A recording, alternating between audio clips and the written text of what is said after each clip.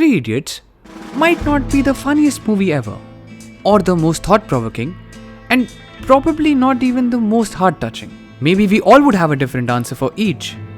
But if I asked you which is the most heart-touching film that also makes you reflect and laugh hardest at the same time, there's a high chance you are going to say Three Idiots. You got me.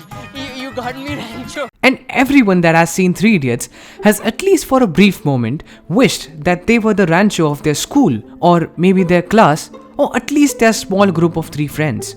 But the truth is, you really cannot be Rancho. And that's not because you're not smart enough or that he's mythical. Well, maybe a bit, but you can't be Rancho because what made him unique was not what he had, but in fact what he didn't have. And what he didn't have was a family constantly projecting expectations onto him. Hi, I am Siddhaya and this is Think.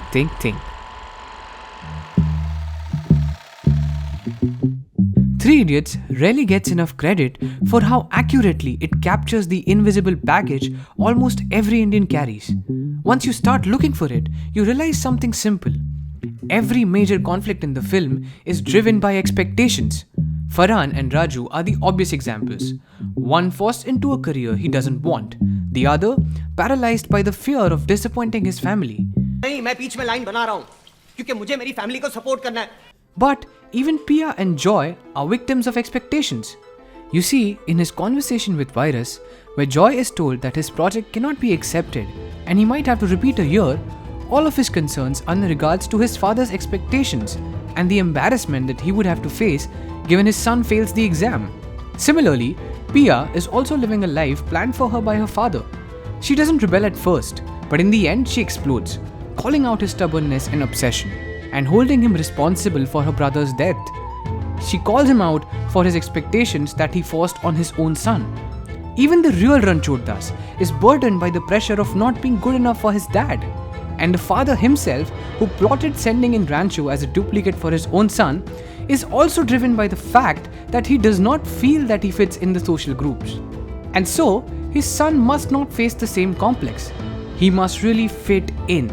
And then of course, Mr. Qureshi, like the many fathers of India, is simply adamant for his son to drop his passion and pursue engineering because a certain Mr. Kapoor finds it respectable.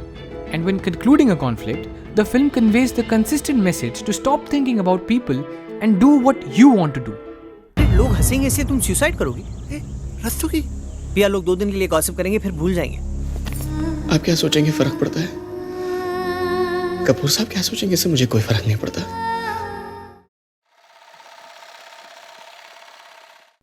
There's no doubt that being born in a family with both parents and a sibling or 2 is a privilege. You are provided for all your material and emotional needs, but with that comes a price which, though very sharply highlighted by the film, often goes unnoticed. You see, both Farhan and Raju were brought up with a belief system that wasn't their own.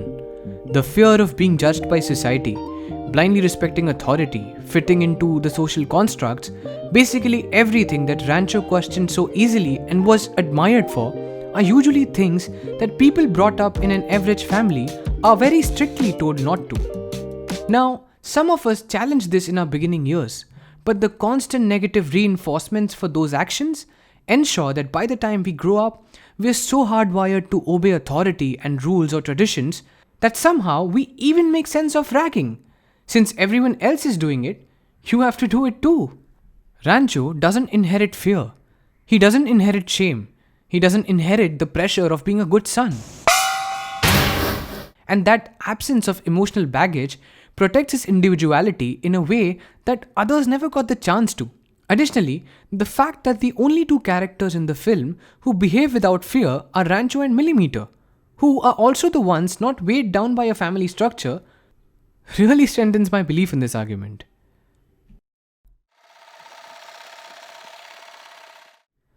Making a film that stays relevant more than a decade after its release is almost miraculous. And Three Idiots is nothing short of a miracle for anyone who is going through the struggles of managing family expectations and fitting into a world they didn't choose. And that is why it always bothers me that why did the film after dealing with such an important topic, shift its focus to something as generic as following passion.